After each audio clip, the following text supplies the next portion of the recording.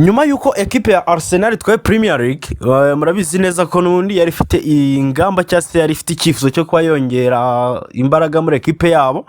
cyane cyane ariko mu gice cy'ubusatirizi koko wavugaga yuko ari hamwe mu hantu bafite intege nke wajya no kureba nyine umusaruro ekipe yabari yagize ku kigendanye n'uburyo yatsindagamo ibitego uburyo bwaremwaga gasanga nyine atari ibintu bihagije ariko nanone cyane cyane ku ruhande rw'ibumoso niho ekipe ya Arsenal yifuzaga abakinnyi benshi batandukanye. Nyuma rero gutandukana n'utwo Leandro Trossard bakahita basinyisha Christos Stories yaje no kwa bitangazwa yuko mu mukino wa mbere iyi equipe Arsenal yakinnye no mukino utari wemerewe kujyamo abafana icyo twita ngo ni behind closed door game yaje no kwatangamo assist. Amakuru yemezaga yuko equipe ya Arsenal noneho ikeneye wa mukinnyi w'umuwinga uri buze gufata inshingano cyangwa uri buze kuba chef kuri ruhande rw'ibumoso nkuko tubona Bukayo Saka nyine ku ruhande rw'iryo ku buryo bavuga ngo igihe icyo ari cyo cyose in case nimba ari muzima nimba nta ban iyo ari yose afite no mukinnyi turi buze gukoresha cyangwa se no mukinnyi uri buze kujya mu kibuga. Kwikubitiro ekipe ya Arsenal agivuga mu mazina atandukanye abarimo Morgan Rogers biza kurangira agiye muri ekipe ya Chelsea kuri gapapo bateye kuri $117 ivuga kwitwa Bardre Barikora nyumiza kugendamo gakisa nk'ibivamo ivuga kwitwa Yani Diomande gusa biza kurangira twavuga yuko yatinze gukora appeal birangira Yani Diomande n'ubundi yigire muri ekipe ya Real Madrid nubwo cyaje kugisa nk'agapapo ariko nanone nama ekipe atandukanye level kandi n'inzozi z'uwitwa Diomande kuva na mbere. Ekipe ya Arsenal nari nakomeje kugenda mbabwira ibigendanye na situation y'utwa Kenan Yildiz ku munsi w'ejo bundi kuwa gatatu ngira ngo nibwo twagarutse ku makuru yari matangazwa n'icyo itangazamakuru bitatu temerikato kivuga ngo nyuma yo kubona yuko ekipe ya Juventus idafite gahunda cyangwa stifuza kuza kurekura Kenan Yildiz ekipe ya Arsenal yari yatangiye kubara uburyo yakwishakamo ibisubizo aida turaza kugumana Vinicius Jr cyangwa se turaza kujya kugura Nico Williams wo gukoresha sezimwe cyangwa se ebyiri kugira ngo dutegereze uwitwa Kenan Yildiz agere muri wa mwaka ubusa nkuri muri ahatirize ekipe kijya ikivuga ngo ni do or die.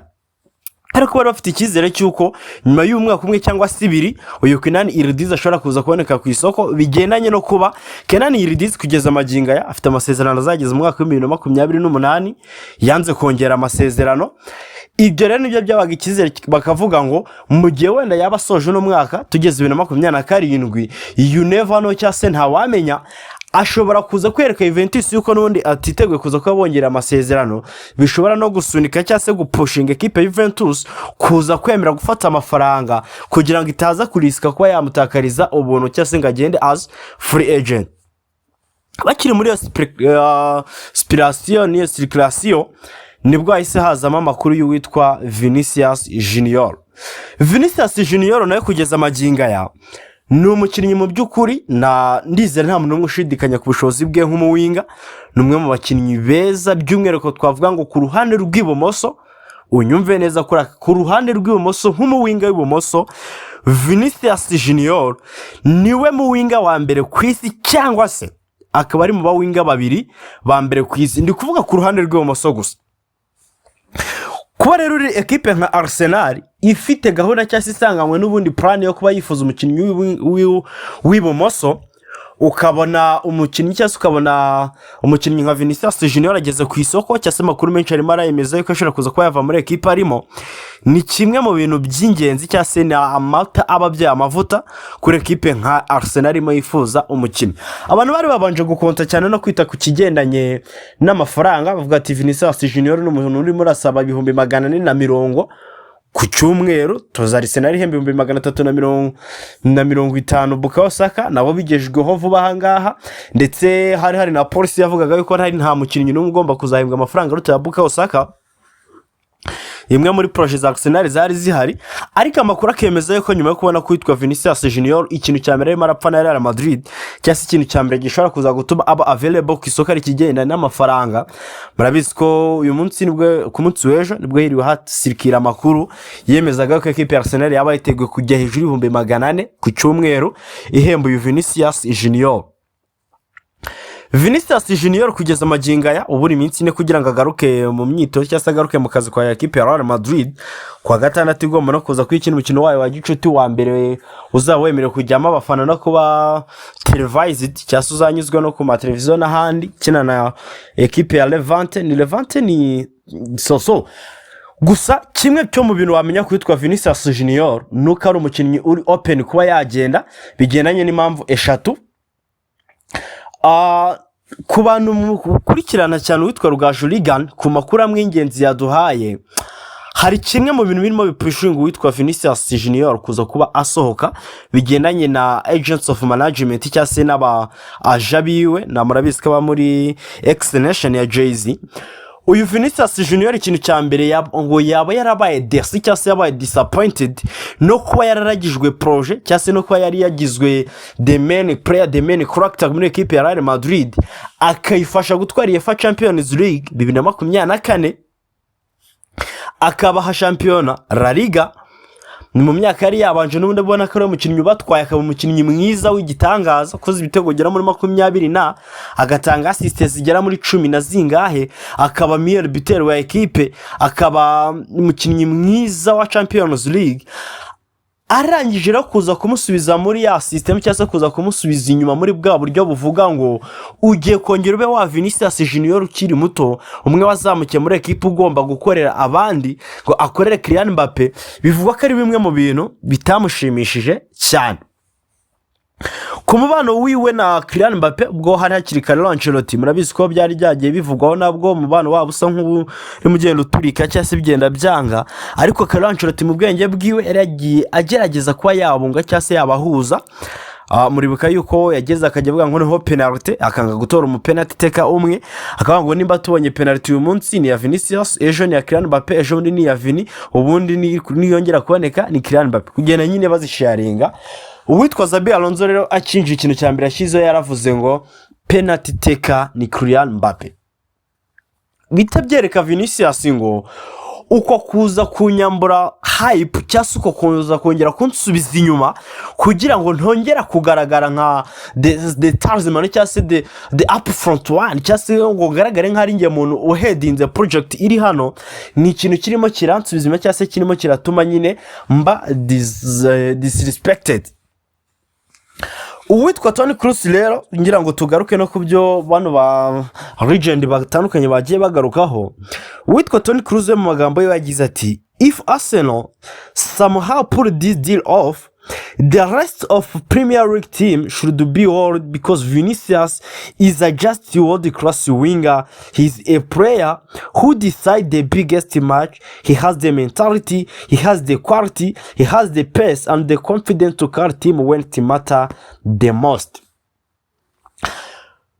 Ni nk'amagambo yo gutakagiza no gushimagiza no kugaragaza uburyo Vinicius Jr ari igitangaza nk'umukinnyi babanye wabaye ka vice captain by'igihe wa muri icyo gikombe turimo tuvuga cya Champions League batwaye n'ubundi murabyibuka yuko ari nawe wampaye assist ku gitego cya kabiri batsinda equipe ya Borussia Dortmund n'izindi match nyinshi bagiye bakora. Vinicius yagize ati ekipe Arsenal niramuka ibashe gukora ino deal cyangwa se niramuka ibashe gusinyisha Vinicius Jr andi ma ekipe yose asigaye muri Premier League yagakwiye kwita hangayikishwa n'icyo kintu cyangwa se agaterwa ubwoba nabyo kubera ko Vinicius Jr he's a world class winger. Ubundi kinyamupira bagiye gusobanura rino jambo ngo ni world class yaba ari banyiri magambo cyangwa se bakoresha ururimi rw'icyongereza bashatse kwisobanura neza barakubwira ngo he is the best player or someone who can be in top 3 of any position.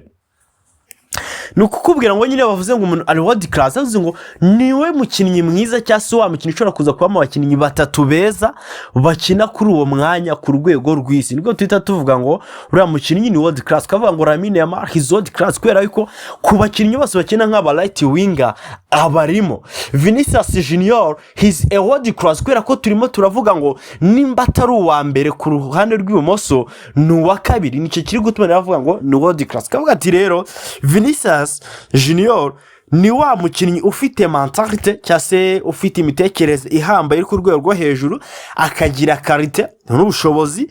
akagira umuvuduko n'icyizere muri we kimwemerera kuba yatwara ekipe, kimwemerera kuba yaheka ekipe cyagiye bikenewe cyane, ngo when it matter the most, cyangwa se cyagiye ekipe ikeneye umukinnyi nyine ukabona araje akoze ibitangaza, yanlokinze game cyangwa se atanze intsinzi kuri iyo ekipe. Ayo ni amagambo y'uwitwa Toni Kroos. Mubyibuke neza, Toni Kroos barakenanye. Toni Kroos kugeza amagingo aya ari muri management careers, cyangwa se arimo aritegurana ko yakwinjira mu butoza. Ntabyuka kandi afite akademi yiwe ayitaho akurikirana buri munsi, kandi ndetse akaba ari no mu staff tekinike bayo. So no gutegereza tukareba rero kimwe mu bintu bihangayikishije cyangwa se kimwe mu bintu bigezweho birimo biravugwa cyane ni mega transfer story, mega transfer saga yaje no kwimira izindi zose. Byitezwe ko mu gihe witwa Vinicius Jr mu minsi ine, ubwo no kuvuga ejo bundi ku munsi wo kwa gatanu azaba yageze Santiago Bernabeu, ngo yitezwe ko agomba kugirana ibiganiro na Florentino Perez ku kigendanye n'ahazaza hiwe. Ndetse igitangazamakuru bita Marisa cyo muri Espagne kikakomeza kitubwira ngo mu gihe cyose Vinicius Jr yaza kugumana ijambo rye cyangwa se yaza kuvuga ngo sinshaka kugumano cyangwa se sindi buze kongera amasezerano, ibyo akabitsindagira ku buryo nyine ari buze kuba ari wo mwanzuro we afashe, uwitwa Florentino Perez yiteguye cyangwa se araza kuhita yemera kumurekura